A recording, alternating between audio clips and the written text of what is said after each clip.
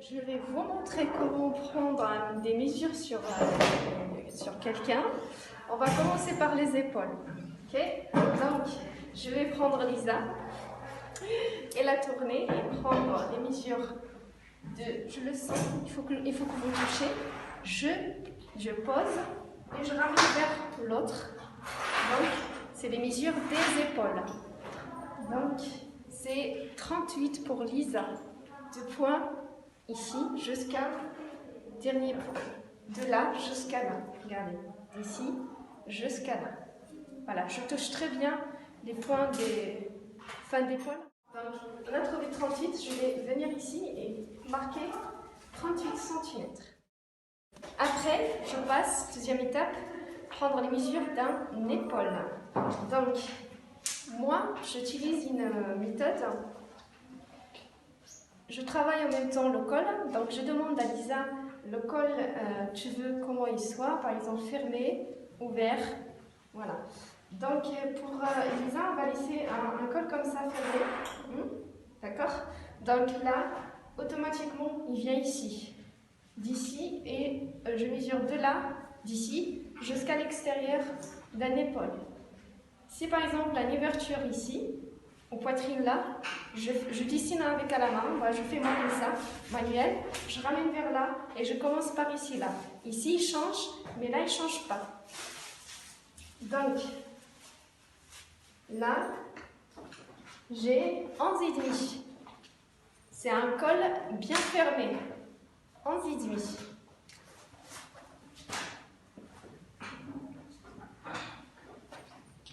Maintenant, je viens, en même temps, je reste ici, là, je mesure le col de Lisa.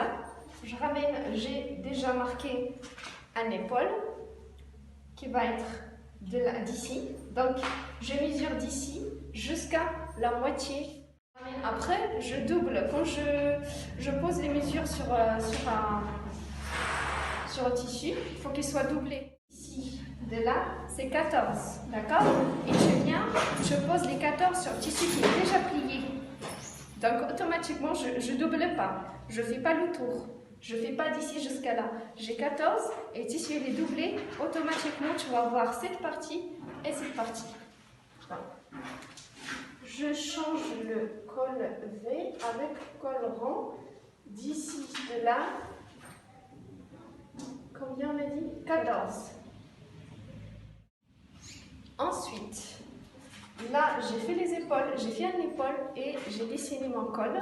J'ai les mesures de le col que je vais dessiner sur mon patron. Maintenant, je passe aux poitrines. Donc, je viens, je fais le tour toujours. C'est le tour toujours. Donc, comme ça. Et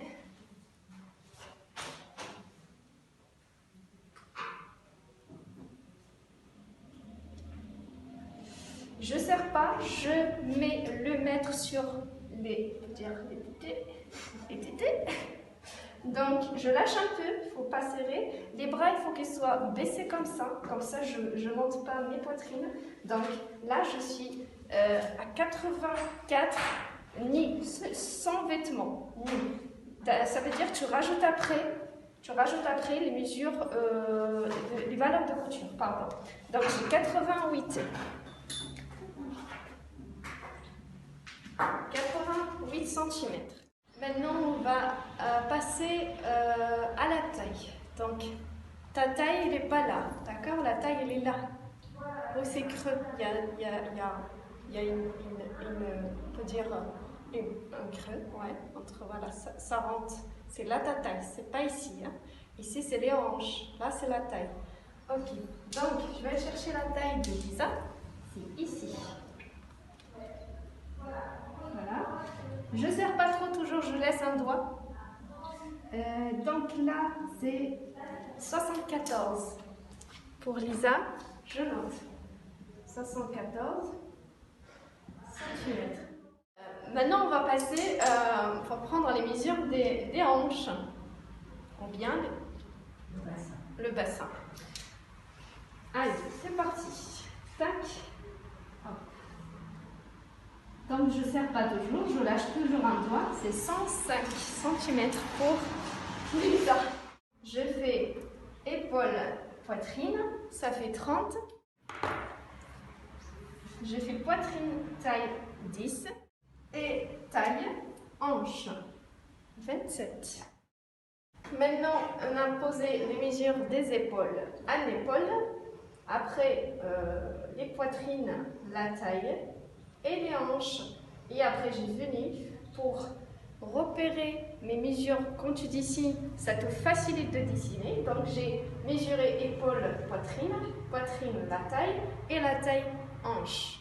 Donc, maintenant, on va passer à les mesures de la manche. On va prendre les mesures de la manchure.